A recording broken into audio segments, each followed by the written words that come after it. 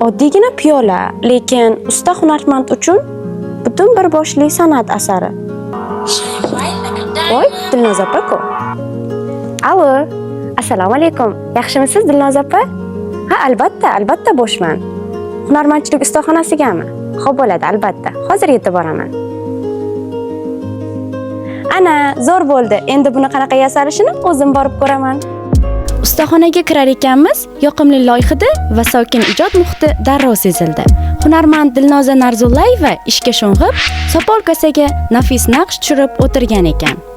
Ayni damda g'ijduvon an'anaviy kosasini chizyapman. Aslida har bitta idish usta shogirdlarning qo'lidan 24-25 marta o'tadi. Tayyor bo'lgunga qadar faqatgina agar loyni o'zini oladigan bo'lsak, 5-6 marta ishlov beriladi yasalishidan oldin. Undan so'ng yasaladi.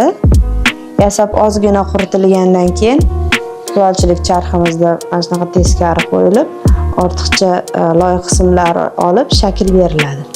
Ana undan keyin ustida mana hozir ko'rib turganingiz gil bilan, ya'ni angob bilan qoplanadi. Undan keyin naqsh chizish jarayoni boshlanadi. Dilnoza opaning aytishicha, ustaxonadagi sopol buyumlar G'ijduvon an'anasiga xos ravishda aynan o'sha hudud tuprog'idan tayyorlanadi. Har bir hududda o'zini mahalliy xom ashyosidan foydalaniladi. Biz masalan G'ijduvon tuprog'idan foydalanib loy qoramiz, loy yasaymiz va uni bir necha marta pishitib sopol yaratamiz. Har bir tuproq o'ziga xos, o'zgacha bir joziba beradi. Avval buyum kerakli shaklga keltiriladi, so'ng olovda pishirilib, maftunkor naqshlar bilan bezatiladi. Ustaxonada sopol idishlardan tortib, turli xil sovg'abob buyumlar ham yasaladi. Mana tayyor holati mana shu ko'rinishda bo'ladi. Bu kosa o'zi ilgaridan an'anaviy shakl hisoblanadi. Yana bir turdagi kosamiz bor, u do'g'obi kosa deb nomlanadi. Ya'ni u do'q qiluvchi kosa.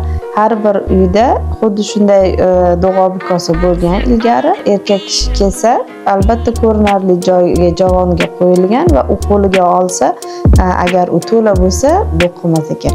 Agar u bo'shab qolsa, do'q qilar ekan. Mani to'ldirib qo'yinglar, oilada ham barokat bo'ladi degan ma'noda. Va bu faqatgina G'ijduvonga xos kosa hisoblangan. Dilnoza Narzullayeva asl hunarmandlar oilasidan. U hunarmandchilik sirlarini otasi Abdullo Narzullayevdan o'rgangan. Bugun esa otasi kabi an'ana uning qo'lida davom etmoqda. Kosani do'q qilishini birinchi marta eshitishim. Mana o'sha do'g'obi kosa. Qani? Shiqillayapti. Menimcha ichi bo'sh bo'lgani uchun do'q urayapti. Mana shu kosada bir kun sho'rva ichib ko'rishim kerak-da. Biz kosaga mehr va muhabbat bilan naqsh chizayotgan hunarmandning ishini tomosha qilar ekanmiz. Oddiygina idish emas, balki butun bir san'at asari yuzaga kelganiga guvoh bo'ldik va mo'jazgina ustaxonaga bo'lgan safarimizni xohlamaygina yakunladik.